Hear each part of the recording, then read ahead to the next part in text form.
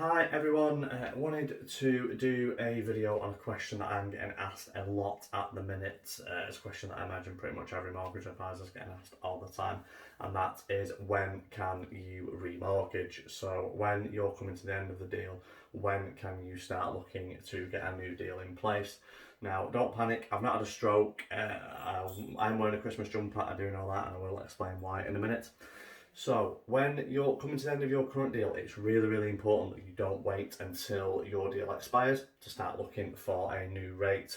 The earliest really you can secure a new mortgage before your current one comes to an end is around about 6 to 7 months.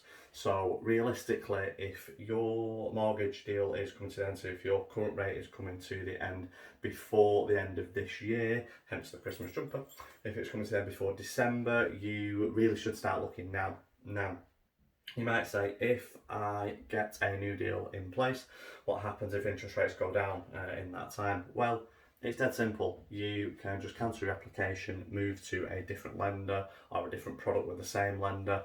Pretty much every lender will allow you to do that. If the mortgage hasn't completed, you can switch product or you can switch lender without being tied in. But what it does protect against is if interest rates rise from now into December, if interest rates rise, then you have a rate secured. So if interest rates keep going up as they are forecast to, your rate's already secured, your rate's locked in. It doesn't really matter what happens if interest rates continue to go up, because you've got yours set, and it will just start on the date when your current rate comes to an end. You'll just change over. Like I say, if interest rates go down, you can just switch to a new lender or a new rate with the lender that you've been placed with. So really important, don't just sit there and wait. Interest rates are forecast to keep rising throughout the rest of this year. The forecast is it could be over 6% by the end of the year. Now, it is a forecast, so it could be wrong. God knows we've had enough wrong forecasts in the last 18 months, last 12, 18 months. But what it does mean is you are hedging your bets as much as you can. So if you are coming to the end of your deal before Christmas, certainly before the end of this year, start looking now.